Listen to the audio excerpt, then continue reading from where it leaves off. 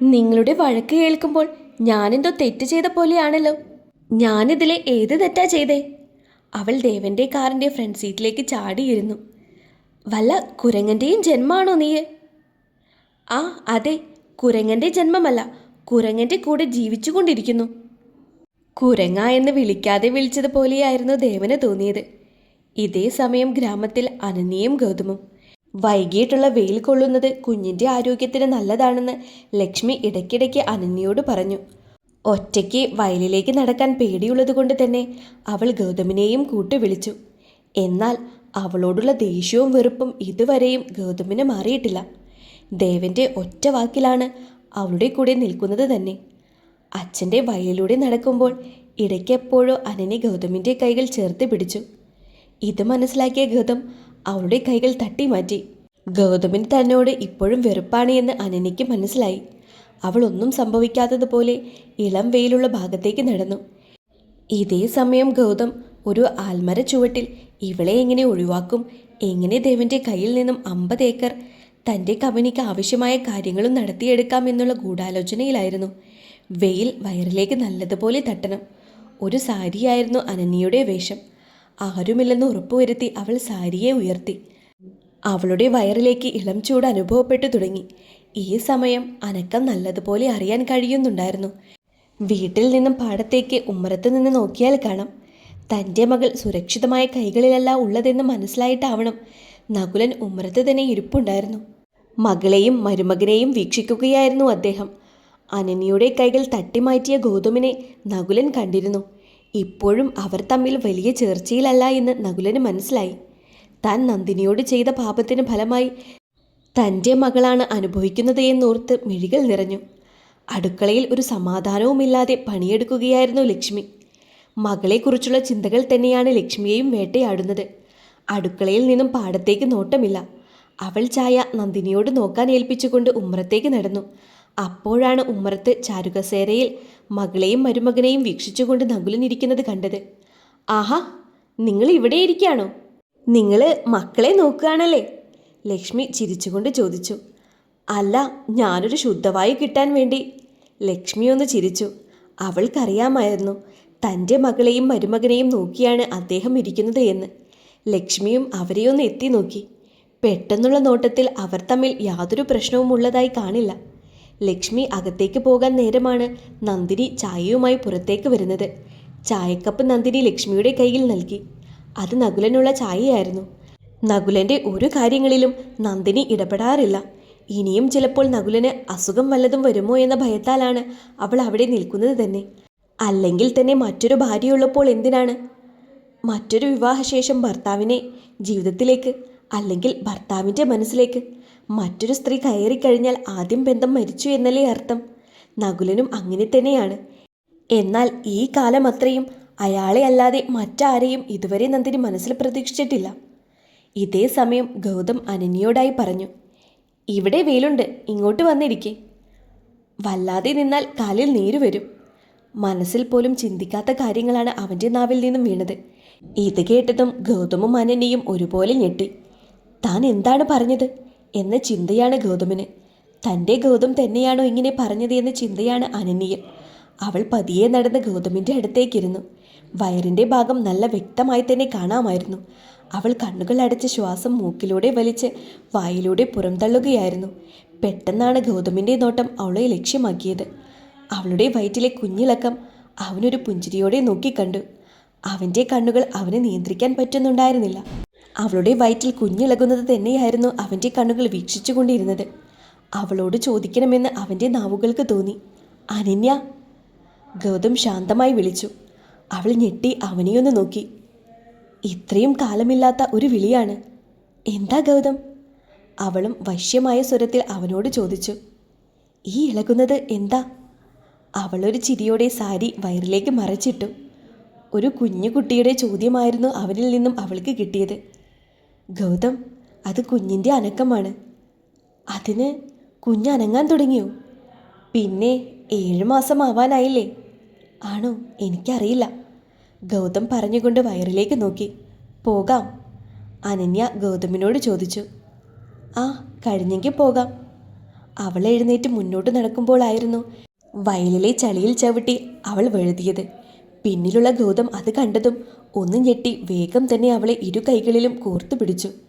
രണ്ടുപേരും ഇപ്പോൾ പരസ്പരം മുഖാമുഖം നോക്കി നിൽക്കുകയാണ്. നീ നീ ഓക്കെ അല്ലേ?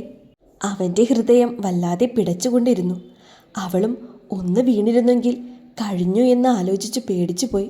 ഓക്കെയാണ്. അവളുടെ ഹൃദയമിടിപ്പ് അവന് നല്ലതുപോലെ കേൾക്കാമായിരുന്നു.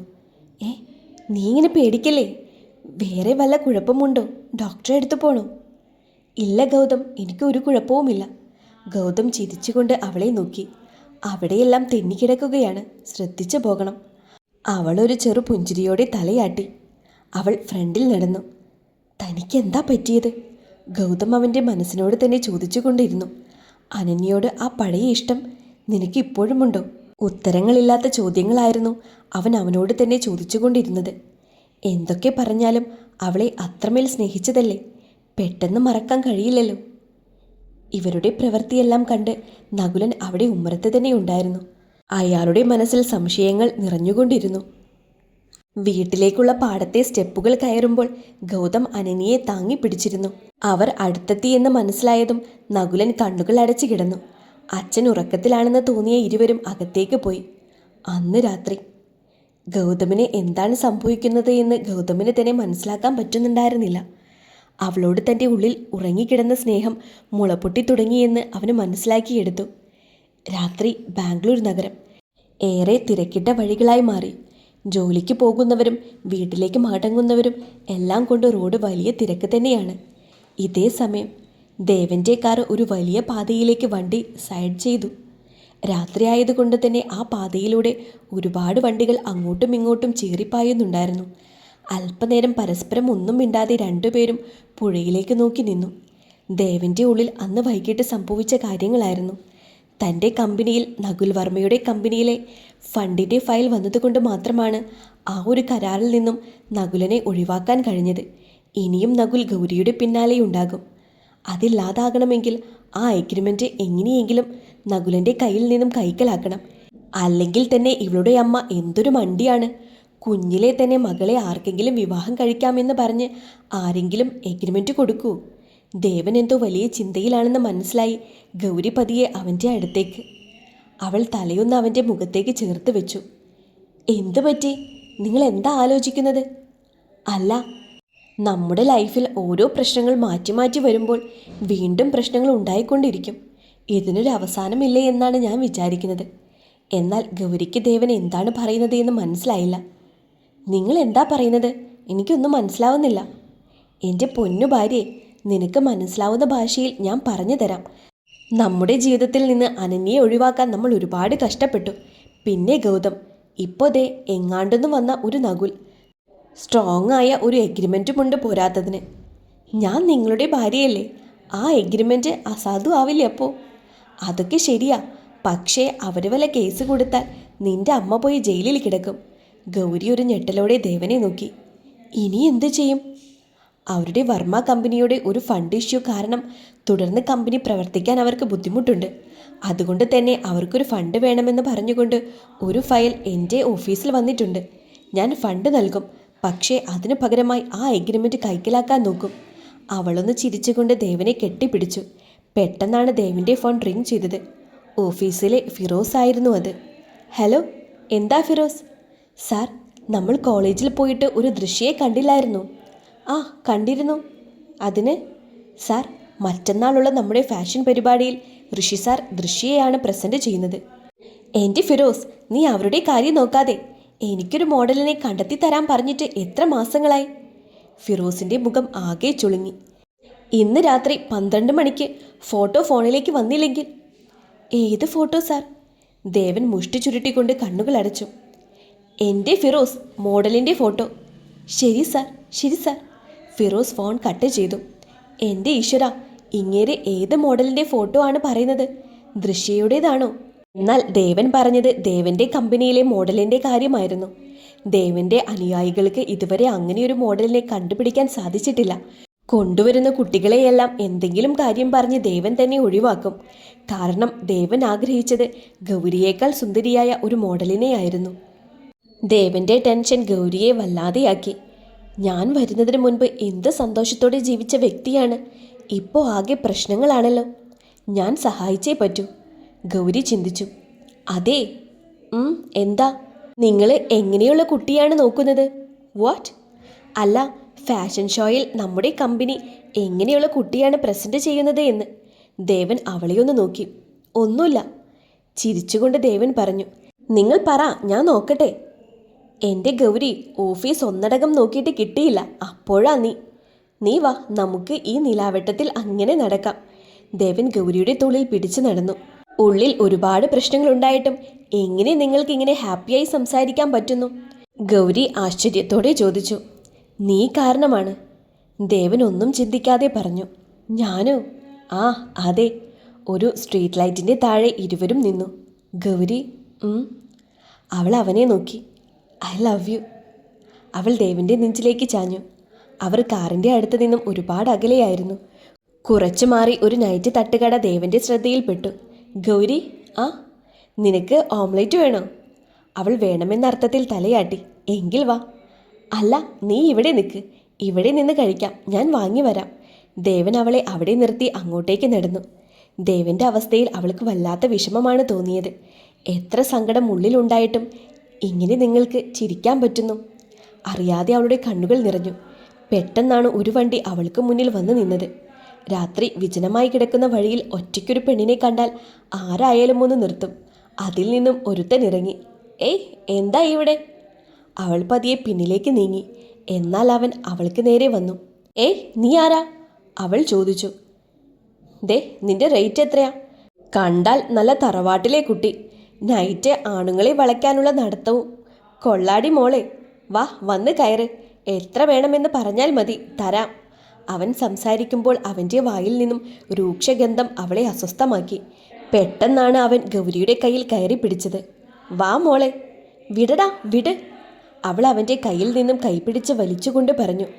എന്നാൽ ദേവൻ അത് കണ്ടിരുന്നില്ല. അവൾ ഉച്ചത്തിൽ അലറി. ദേവ്! അവളുടെ അലർച്ച നിശബ്ദമായ ഇടത്ത് ആകെ പരന്നു. അവളുടെ ശബ്ദം കേട്ട് ദേവൻ തിരിഞ്ഞു. അവളുടെ കൈ ആരോ പിടിച്ചു വലിക്കുന്നത് കണ്ടതും അവൻ ഓടി അവളുടെ അടുത്തേക്ക് ചെന്നു. ദേവാ! അവൾ ഉച്ചത്തിൽ വിളിച്ചുകൊണ്ടിരുന്നു. മദ്യലഹരിയിലായിരുന്ന ആ വ്യക്തിയുടെ താടിക്ക് നല്ലൊരു പഞ്ചു കൊടുത്ത് ദേവൻ അവളുടെ കൈകി വിടിയിച്ചു. ഡാ, നീ എൻ്റെ പെണ്ണിനെ കയറി പിടിക്കുന്നു, നിന്നെ ഞാൻ.